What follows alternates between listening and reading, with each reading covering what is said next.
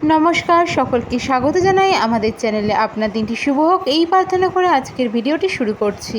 আজকের এই ভিডিওতে আমরা কথা বলবো গত 21শে জুন 2026 মঙ্গল নিজের রাশি পরিবর্তন করেছে, এর ফলে ধনু রাশির জাতক জাতিকাদের উপর কী প্রভাব পড়তে চলেছে। জ্যোতিষশাস্ত্র এবং 2026 সালের গ্রহের অবস্থান অনুযায়ী গত 21শে জুন 2026 মঙ্গল রাশি পরিবর্তন করেছে।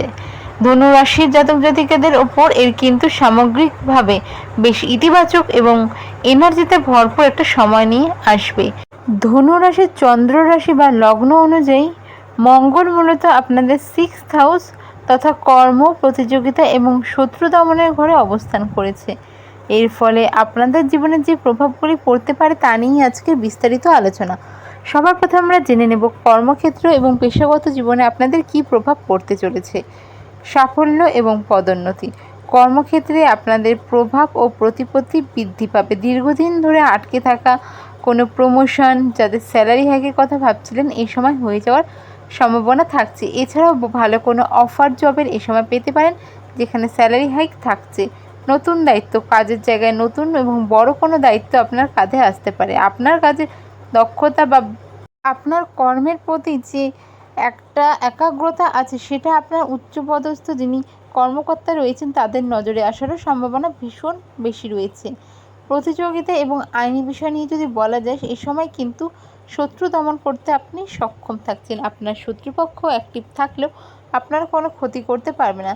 6th হাউসে মঙ্গলের অবস্থানকে কিন্তু জ্যোতিষশাস্ত্রে অনেক শক্তিশালী মনে করা হয়। আপনার কোনো প্রতিযোগিতা বা আপনার কোনো শত্রু যদি আপনার ক্ষতি করার চেষ্টা করে, তবে তারা সফল হবে না। আইনি বিষয়ে এ সময় স্বস্তি মিলবে। পুরনো কোনো আইনি জটিলতা বা মামলা মোকদ্দমা চললে এ সময় তার রায় কিন্তু আপনার পক্ষে আসার সম্ভাবনা রয়েছে বা কোনো সমস্যা থেকে বেরিয়ে আসতে সক্ষম থাকবেন। কোনো রকম প্রতিযোগিতামূলক পরীক্ষার ক্ষেত্রে কিন্তু সাফল্য থাকছে। যে সকল ছাত্রছাত্রী বা চাকরি প্রার্থীরা কোনো প্রতিযোগিতামূলক পরীক্ষার প্রস্তুতি নিচ্ছেন, তাদের জন্য এই গোচর ভালো ফল দেওয়াও হতে পারে। আর্থিক পরিস্থিতি সম্পর্কে যদি বলা যায়, তাহলে আটকে থাকা টাকা উদ্ধার, অতীতে কাউকে ধার দিয়েছিলেন তার থেকে টাকা উদ্ধার, বা যেই টাকার আশা আপনি ছেড়ে দিয়েছিলেন এমন কোনো টাকাও উদ্ধার এ সময় হতে পারে। ঋণ থেকে মুক্তি, ব্যাংক থেকে কোনো লোন বা কোনো বড় পুরনো লোন যেটা দীর্ঘদিন ধরে আপনি শোধ করতে চাইছিলেন, শোধ করার ক্ষেত্রে পরিস্থিতি আপনার অনুকূলে ছিল মানে অনুকূলে আসবে। আপনার জন্য প্রতিকূল একটা পরিবেশ ছিল, আপনার জন্য সেটা অনুকূল অবস্থায় আসবে। ব্যবসায়িক ক্ষেত্রে নতুন লাভের পথ খুলবে। তবে মঙ্গল যেহেতু একটি অগ্নিগ্রহ এবং সাহসের প্রতীক, সেক্ষেত্রে 6th হাউসে এর অতিরিক্ত শক্তির কারণে কিন্তু কিছু বিষয় আপনাকে মাথায় রেখে চলতে হবে। যেমন অত্যাধিক রাগ, অহংকার নিয়ন্ত্রণ। কাজের জায়গা বা ব্যক্তিগত জীবনে অহংকার বা ইগোকে নিয়ে আসলে, জেদকে নিয়ে আসলে কিন্তু সহকর্মী বা পরিবারের সাথে অনর্থক তর্কে জড়াতে হবে এবং তার ফলে কিন্তু সম্পর্ক নষ্ট হতে পারে। অতিরিক্ত পরিশ্রমের কারণে এই সময় কিন্তু ক্লান্তি আসতে পারে।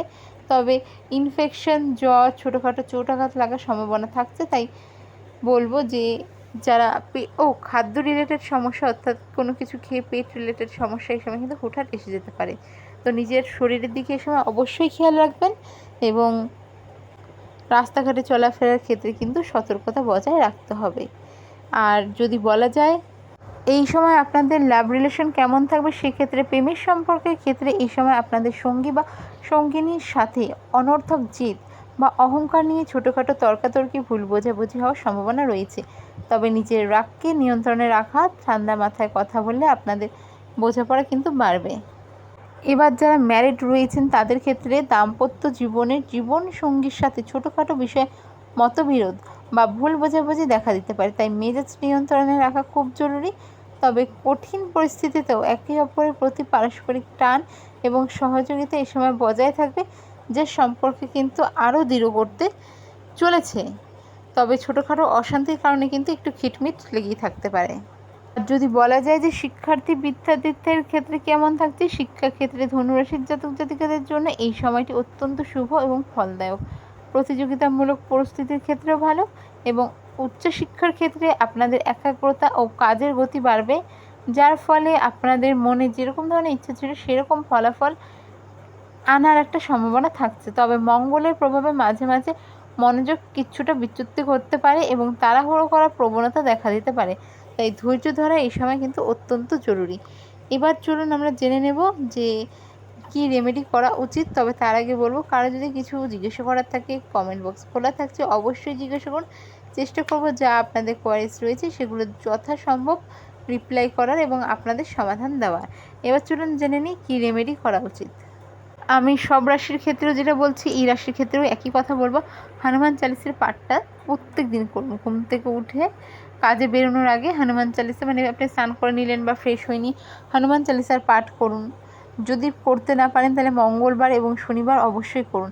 এতে মানসিক শান্তি বজায় থাকবে, ডিসিপ্লিন বা যেই অহংকার ইগো ক্লাসের ব্যাপারটা আসছিল সেগুলো কন্ট্রোলে থাকবে। লাল জিনিস বা তামাটে জিনিসের দান, অর্থাৎ আপনি কাউকে বা কোনো মন্দিরে তামার কোনো জিনিস যেটা পুজোর কাজে ব্যবহৃত হবে দান করতে পারেন, অথবা কোনো দুস্থ মানুষকে, অভাবী মানুষকে লাল কাপড়, মুসুরির ডাল বা গুড় দান করতে পারেন। সম্পর্কে যাদের একটু ওঠানামা চলছে তাদের বলবো, মঙ্গলবার দিন হনুমান মন্দিরে লাড্ডু বা বুন্দিয়া ভোগ চড়িয়ে তা সাধারণ মানুষের মধ্যে তো বিতরণ অবশ্যই করবেন। তবে সাধারণ মানুষের সাথে বিতরণ করার সাথে সাথেও আপনার যিনি পার্টনার রয়েছে, রিলেশনে হোক বা ম্যারিড লাইফে হোক, ওনাকে একটা লাড্ডু দেবেন। চেষ্টা করবেন একটা গোটা লাড্ডু দেওয়ার এবং বলবেন যে আপনি যখন পুজো দিচ্ছেন ভগবানের কাছে মনস্কামনা আপনি জানাবেন, যাতে আপনাদের সম্পর্কটা আরও মধুর হয়ে ওঠে। এবং এই সময় বলবো যে শরীর নিয়ে যারা ভুগছেন, পেট রিলেটেড সমস্যা, একটু কম এনার্জি এ সময়, এরকম সমস্যা যারা ভুগছেন তারা অবশ্যই যোগব্যায়াম করুন, মেডিটেশন করুন প্রতিদিন। প্রচুর অনেক বেনিফিট পাবেন। তো ভিডিওটি যদি ভালো লেগে থাকে অবশ্যই সাবস্ক্রাইব, লাইক, শেয়ার করুন। কমেন্ট বক্স খোলা থাকছে, কমেন্ট করুন। দেখা হবে পরের ভিডিওতে। জয় শ্রীকৃষ্ণ, রাধে রাধে।